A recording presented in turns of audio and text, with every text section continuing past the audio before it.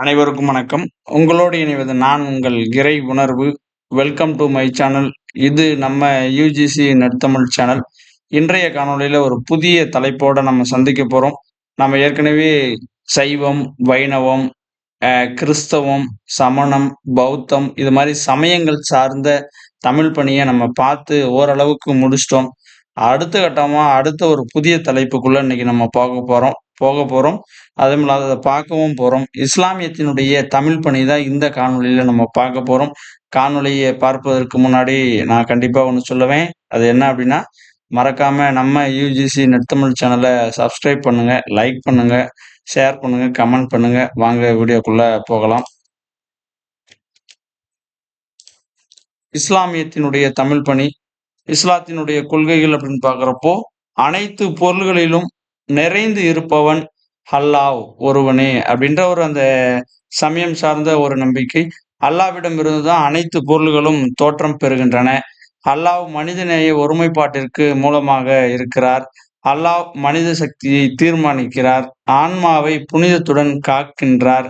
அல்லாஹ்வினுடைய அருள்தான் அவனுடைய தாள். அதாவது அவன்தான் பார்த்தீங்கன்னா, அவனுடைய தாள் அங்க தவறா இருக்கு. அவனுடைய தாள் வணங்க அருள் இருந்தா தான் அவனுடைய தாள வணங்க முடியும் அப்படின்ற ஒரு நம்பிக்கை. ஆன்ம தூய்மைக்கான தியாகங்கள கடைபிடிக்கணும். பிறவிக் கொள்கை, ஆன்மநேய ஒருமைப்பாட்டு கொள்கையால் இறைவன நெருக்கமாக்கிக் கொள்ள முடியும் அப்படின்ற நம்பிக்கைகள்லாம் இஸ்லாத்துல பின்பற்றக்கூடியது. இவங்க இஸ்லாமியம் சார்ந்த காப்பியங்கள் அப்படின்றப்போ, பெருங்காப்பியங்கள், சிறுங்காப்பியங்கள் நம்ம அ ஒரு கான்செப்ட் இருக்கு. நம்மகிட்ட அந்த அடிப்படையில தான் ஐம்பெருங்காப்பியங்கள், ஐஞ்சிறுகாப்பியங்கள் அப்படின்னு நம்ம பார்த்தோம். அ ஐம்பெருங்காப்பியத்துக்கும், ஐஞ்சிறுகாப்பியத்துக்கும் என்ன வித்தியாசம் அப்படின்னா, அறம், பொருள், இன்பம், வீடு அப்படின்னு சொல்லக்கூடிய அந்த நாற்பொருளும் இடம்பெற்ற அது ஐம்பெருங்காப்பியம்.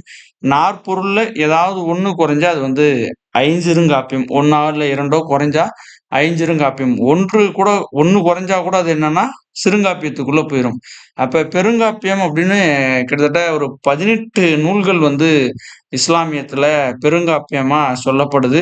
அதையும் நம்ம ஒவ்வொரு காப்பியத்தையும் தனித்தனியா நம்ம பார்க்க போறோம். முதலாவதா கனக பிடேக மாலை. இது 1648ல வெளிவந்த ஒரு காப்பியம். இதனுடைய ஆசிரியர் கனக கவிராயர். 2வது சீறாப்புராணம். நம்மளுக்கெல்லாம் நல்ல பரிச்சயமான இஸ்லாமிய காப்பியம் அப்படின்னா சீறாப்புராணத்தை நம்ம சொல்லுவோம். 1703ஆம் ஆண்டு வெளிவந்தது. இதனுடைய ஆசிரியர் உமறு புலவர். 3வது காப்பியமா திருமண காட்சி 1710ல வெளிவந்தது. இது சேக்காதி நயினார் அவர் எழுதின ஒரு நூல் தான் அந்த திருமண காட்சி. 4வது நூல் சின்னச்சேரா 1732ல வெளிவந்தது. பனி அகமது மரைக்காயரால் எழுதப்பட்ட நூல் தான். 5வது நூலா ராசநாயகம். இது 1807ஆம் ஆண்டு வெளிவந்தது. வண்ணக்களஞ்சிய புலவர் இந்த நூலை எழுதியிருக்கிறாரு. 6வது நூலா குத்பு நாயகம் 1810. இதை சேகனா புலவர் எழுதியிருக்கிறாரு.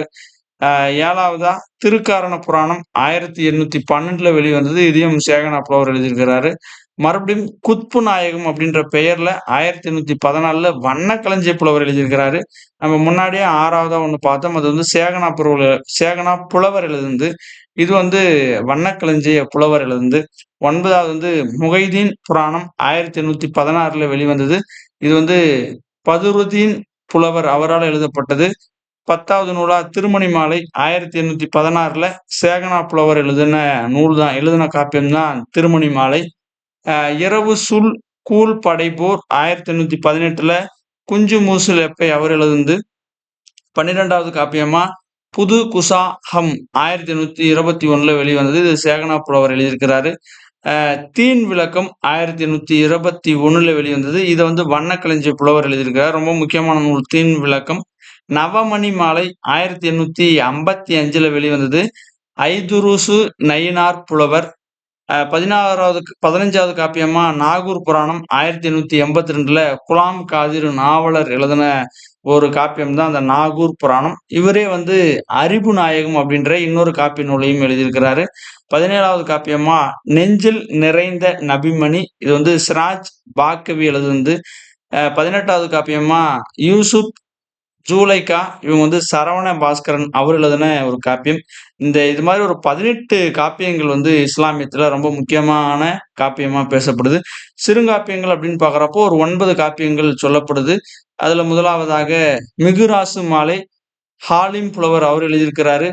அ பொன்னன பொன்னரிய மாலை இது வந்து மின்னா நுருதீன் புலவர் எழுதுனது. 3வது சிறுங்காப்பியமா சாதுலி நாயகம் இது முகமது முகியுத்தீன் லெப்பை எழுதுனது. 4வது சிறுங்காப்பியம் மூசா நபி புராணம் முகமது நூருதீன் எழுதுனது. 5வது சிறுங்காப்பியம் அபு ஹமா மாலை இது வந்து செய்தகாதி புலவர். 6வது காப்பியமா ராசமணி மாலை இது வந்து பகீர் மாதாறு புலவர். 7வது வந்து செய்யிதத்து படைப்போர் இது வந்து குஞ்சு மூசு புலவர் எழுதுனது. 8வது சிறுங்காப்பியம் யூசுபு நபி கிஷா வந்து கிஷான்னு சொல்லுவாங்க, கிஷான்னு சொல்லுவாங்க.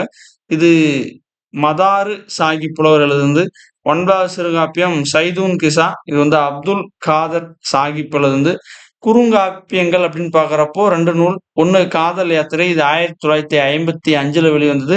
இது கவிஞர் மூசா அவர்கள் எழுதுனது. பிரளயம் கண்ட பிதா 2001ஆம் ஆண்டு ஜின்னாவ் ஹரிபுத்தீன் இவர் எழுதுனது தான் அந்த பிரளயம் கண்ட பிதா. சிற்றிலக்கிய வகைமைகள் சார்ந்து 96 வகையான சிற்றிலக்கியங்கள் பேசப்படுது. சிற்றிலக்கியம் அப்படின்ற சொல்லுக்கு வந்து பிரபந்தம் அப்படின்ற ஒரு சொல்லு இருக்கு. பிரபந்தம் அப்படின்னா நன்கு கட்டப்பட்டது. அந்த வடமொழி சொல்லுக்கு தான் சிற்றிலக்கியம் நம்ம சொல்லுவோம். சிற்றிலக்கியம் வந்து பிரபந்தம் அப்படின்னா நன்கு கட்டப்பட்டது அப்படின்ற அந்த பொருள்ல 96 வகையான சிற்றிலக்கியங்கள் நம்மகிட்ட பேசப்படுது. ஆனா முக்கியமா ஒரு சில சிற்றிலக்கிய வகைமைகள் தான் தூது, பள்ளு, குறவஞ்சி, உலா, மடல், பிள்ளைத்தமிழ், பரணி, கலம்பகம் இது மாதிரி நம்ம ஒரு சிலது தான் ஹைலைட் பண்ணி பேசுறோமே தவிர, ஆனா சிற்றிலக்கியங்கள் அப்படின்னும்போது 96 வகையான சிற்றிலக்கியங்கள் இருக்கு. இது வந்து பன்னிரு பாட்டியல் நூல்கள் பெரும்பாலும் சிற்றிலக்கியத்துக்கான அந்த வகைமைகளுடைய எண்ணிக்கைய வீரசூலியமா இருக்கட்டும், இல்ல பன்னிரு பாட்டியலா இருக்கட்டும், இல்ல பிரபந்த மரபியலா இருக்கட்டும், வரையறுத்த பாட்டியலா இருக்கட்டும், ஒரு சில நூல்கள் அடிப்படையில சில சில வித்தியாசங்கள் இருக்கு. ஆனா பெரும்பாலும் 96 வகைப்படும் அப்படின்றது தான் இன்னைக்கு வரைக்கும் நம்ம ஏற்றுக்கொள்ளக்கூடிய ஒரு எண்ணிக்கையா இருக்கு. அந்த அடிப்படையில இந்த இஸ்லாமியத்துல உருவான சிற்றிலக்கியம் அப்படின்றது ரொம்ப நிறையவே இருக்கு. ஏன்னா சிற்றிலக்கியத்துக்கு பெரிய பங்காற்றியவர்கள் இவர்களே அப்படின்னு நம்ம சொல்லலாம்.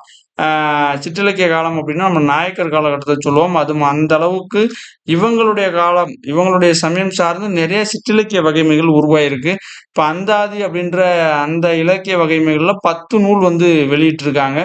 அம்மானை அப்படின்ற அந்த இலக்கிய வகைமையில 6, அலங்காரத்துல 5, ஆற்றுப்படை சார்ந்து 1, ஆனந்த களிப்புல 3, இரட்டைமணி மாலை அந்த இலக்கிய வகைமையில 2, உலாவுல 1 நூல், ஏசல்ல 4 நூல், உருபா உருபகுதல 1 நூல், கலம்பகம் சார்ந்து 8 நூல், கீர்த்தனம் சார்ந்து 11 நூல், கும்மி சார்ந்து 18 நூல், குரம் 3 நூல், குறவஞ்சி 3, கோவை 10, சதகம் சார்ந்து 9 நூல், சிந்து சார்ந்து 20, தாலாட்டு சார்ந்து 2 நூல், திருப்புகழ் சார்ந்து 9, தூது சார்ந்து 1, நாடகம் சார்ந்து 6 நூல்கள், நாயகம் சார்ந்து 4, நான்மணி மாலை சார்ந்து 1, பதிகம் சார்ந்து 9 நூல், பல்லு சார்ந்து 1 நூல், பாவை சார்ந்து 1 நூல், பிள்ளைத்தமிழ் சார்ந்து 29 நூல், புராணம் சார்ந்து 7 நூல், மஞ்சரி சார்ந்து 2 நூல், மாலை சார்ந்து 150 நூல். மாலை அப்படின்ற அந்த இலக்கிய வகைமையில தான் 150 நூல்கள வெளியிட்டிருக்காங்க.